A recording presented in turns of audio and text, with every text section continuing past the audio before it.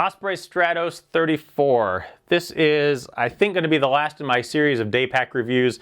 If you've been following along, I've been searching for about the past 8 months for the perfect bag to take with me up to Everest Base Camp. I've gone through several different backpacks. Some of them I've taken on trips, some of them I've just gotten at home and tried and didn't really care for. This one I went snowshoeing with in Yellowstone. Great experience. Got down to -5 degrees. I highly recommend it if you think about doing it. And so I have some experience with this, and I can do a little bit more of a review than an overview, talk about some of the advantages and disadvantages in that respect. This bag is a panel loader. The Stratoses come in both panel loaders and top loaders. So the top loader is having a opening on the top here with a flap that opens up, and some people prefer that. For me, I don't like all the extra dangly straps and stuff. I like the ease of the panel loader where there's a zipper that just zips around here. It's easier to get into. The Stratos series, they come in a bunch of sizes from, I don't know, 20 or 24 liters up to around 40 liters. This is the 34 liter pack, and all of their bags typically come in 2 sizes, a small medium and a medium large. And that size is on a little tag right here. The size is determined by your torso height. You can either go into a store and they'll measure it for you, or you can just measure it yourself at home and then figure out what size you are. I'm right in between, and I decided to get the slightly smaller bag. So the small medium of generally the bags is 2 liters smaller. So while this is the Stratos 34, this is a 32 liter pack. Comes in 4 colors: blue, black graphite, orange, and green. The price varies between $116 and $160 or so, depending apparently on the size and the color. I'll put a link down in the description. You can check it out and see for yourself. Let's have a look at the bag, the design of it. On the bottom of it here, there is 2 spots here where there are straps that you can take off, which I have, as you can see, but there's straps that go through there. If you want to put a bedroll or something, you can put that in there. Alternatively, if you don't need them, you can just take them off and get them out of the way like I did. On the bottom here, there is a zipper, and in that is the rain cover that comes with this. I use this in Yellowstone. Worked pretty well. It's easier, I'll tell you, if you're out somewhere and it starts raining, if you can have someone else take this out and stick it on if you don't want to take the bag all the way off. But the rain cover worked very well. Just above that, there is a small pocket right here. The zipper pull. By the way, the zipper pulls on the Osprey packs, I've mentioned this before. I love the Osprey zipper pulls. They have this nice rounded design, nice and easy to get your finger into, very comfortable to pull, nice and easy to open. Always like that about the Ospreys. So on the bottom of the pack here, there's 2 options for this bottom pocket. You can either have the pocket, there's a piece of material on the inside of the pack that can either be tied up to the inside, so it kind of goes up and across, creating a pocket down here, or you can let that go and it just makes the bottom of the pack full size all the way down to here. The advantage, I think, of using this, you can put a sleeping bag in here if you have a small sleeping bag. For me, I put my little REI vest and my hard shell. And one of the things you could do is you should put the heavier weight stuff up in the middle of the bag. So by taking some of the lighter stuff, like my hard shell and my little lightweight down vest, and sticking them in the bottom, that bumps some of the heavier stuff up into the middle of the pack instead of it kind of shifting down towards the bottom. So I like that design. And it's also easier to get to by having this extra pocket here. If your hard shell or something is down in the bottom of the bag and you got to go fishing for it. When we were out, it started snowing the one day and I just grabbed my hard shell out of here, put it on. It was nice and easy. Moving up on the top here, there are a couple more pockets. There's a pocket up in front here. I have this bag still loaded with some of my stuff from Yellowstone. But there's a small pocket here. I have a chocolate bar, some hand warmers, a couple camera batteries. But this pocket, not very big. Put some simple stuff in there, quick, easy access. And then in the back here, there is another pocket. This is a mesh pocket that goes down to the inside of the bag. And here I've got my bandana thing, my buff, my headlamp, some suntan lotion. There's a little key keeper right here, but otherwise mesh pocket there again. Not too big, but big enough just to store some stuff you need quick access to. On the side of the pack, there are water bottle pockets. This is one of the places where the bag is not designed well. The water bottle pockets they'll obviously fit an Nalgene bottle, but they have the straps here, the cinch straps, which go right over the pocket. So when the water bottle's in there, it's nice and cinched down. You take it out, it's not going to be cinched down as well. These straps can either be routed on the outside of the pocket or on the inside. If they go on the inside of the pocket, the way the bag goes, the strap tends to go right through the middle. If this is the pocket, the strap runs right through here, so that when you put the bottle back in, it gets hung up on that strap and it just doesn't go in well. It's not designed well. I prefer the design of the Kestrel, where there's a strap above and a strap below the pocket. I think that's easier to deal with. So for me, I'm not using Nalgene bottles, I'm using a water bladder.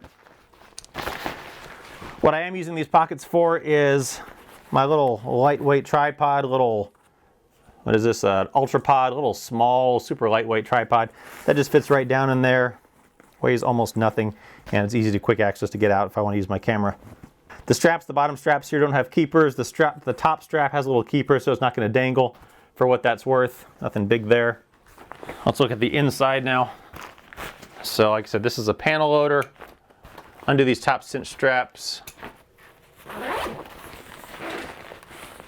Undo the big zipper here. And you can see it just opens up nice and wide. In here I've got my camera, glacier glasses, some gloves, my medical kit, medicine, hats. This looks like that's everything for the moment. I'll get this water bottle out of the way. So here's the inside. Pretty decent sized. The back of it is green, and back here is a place where the water bladder would go. Up here is that mesh pocket that you get to from the back. You can see you have to move that out of the way to get the water bladder in. The water bladder tubing is going to go out the side, and then there is a hole on each side here. And the way this tubing is going to be routed on this pack is that it comes around and goes down. It's going to be routed down and up under your armpit, because some of the packs have it where it comes out of the top of the pack and up over the shoulder strap. On this one, it's routed down the side, down under your armpit, and then I recommend, if you don't have one, get one of these magnetic clamps. If you get the water bladder that comes with the Osprey packs that's got the magnetic one, or thanks to one of my fine subscribers, thanks Brian, I got some of the Source bladder with the little magnetic clip, and it worked great. FYI, if you're going to go somewhere cold in the winter, in Yellowstone it was -5 some of the days, make sure you keep your water tubing blown out, otherwise it might freeze up on you. Word to the wise, I accidentally forgot that one day. But on the inside, here's that bottom panel, and you can see there's a piece of fabric here, and right here, if you can see this, there's this little, I don't know, clamp, or this little piece that you undo, and this piece of fabric will just flatten all the way out down to the bottom of the pack if you prefer. All right, on around to the back of the pack. Shoulder straps here, they are vented, as you can see through here. There's some cutouts here. Straps up here for the load lifters on both sides. The suspension on this is not adjustable. On the Kestrel, you can, the suspension goes down to the inside. You can actually move it up or down. This one is sewn in right here, so it's not going to be adjustable like that. There is a little carry strap up here on the top. Otherwise it stays down out of the way and it doesn't bother your neck, which I appreciate. It kind of stays tucked in there. There are some keepers here for the straps. I'll keep that out of the way. And then down here to the waist straps. The hip belt rather, I mean. There's pockets on each side. I found the right side. It was perfect for keeping my little point and shoot camera. On the left side, some hand sanitizer, little knife, my little Leatherman. Simple stuff you might need quick access to, maybe keep some bars in there, that sort of thing. And then the real reason I got this bag, the big feature, was the Airspeed system, Osprey's Airspeed system. I debated on this. I really like the Kestrel. I like the design of that better, but I started debating whether this Airspeed, whether I was going to want a lot of, whether I was going to need that much airflow to my back. I'm getting this to take to a cold place up onto Everest, and I wondered if it was going to be cold enough, or warm enough rather, that I would need all that extra airflow. I did the Grand Canyon in April, May with the Kestrel, and it worked fine. I really didn't have that many problems, but even just doing some local hikes, my back would get sweaty.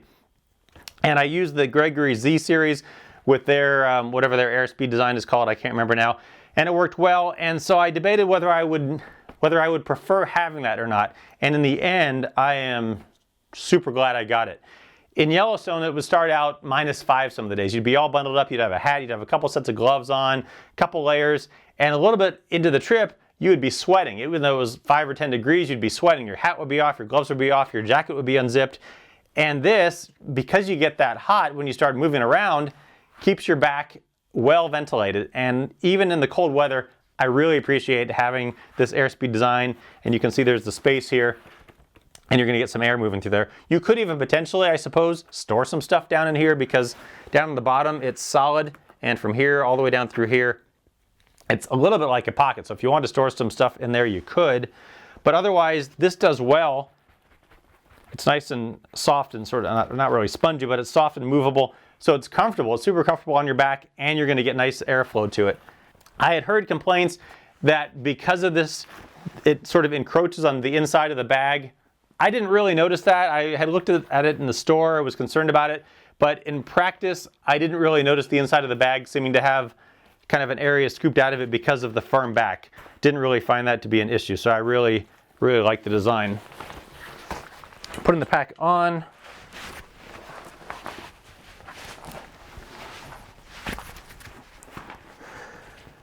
So the hip belt, snap them here, can cinch it down. Shoulder straps. Has a whistle right here. The hip pockets you can get to here. Get your stuff out if you need to. Another feature of the Osprey that I really like over the Gregory is right here, their stow and go system. So if you're going along and you have your trekking poles and you're going somewhere where you don't need them for a while, maybe you're coming into town, maybe you need to do some climbing, you can take your pole, you can put it in here, right up back through here, and your poles are out of the way.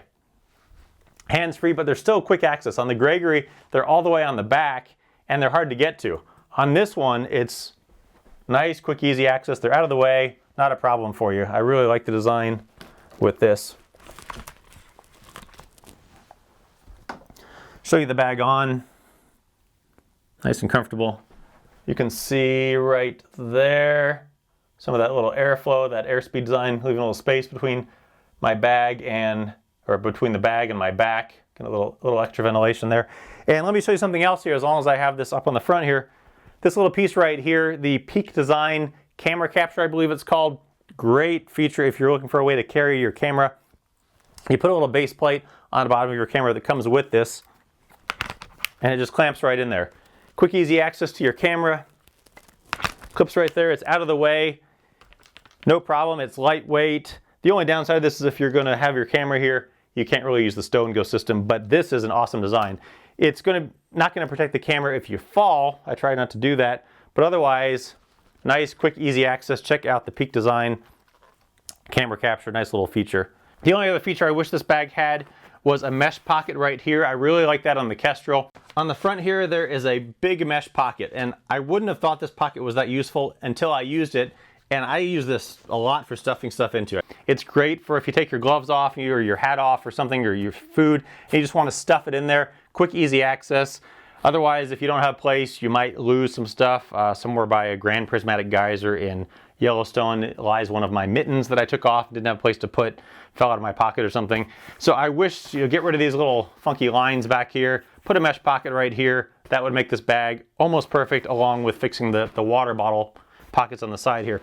One other feature on this bag is that on the side here, or on the back, there are some ice axe attachments, and these are kind of hidden out of the way, which is nice. You just pull these out, you put the axe into there, put that through there, and then down through the bottom of it, there are just one of them.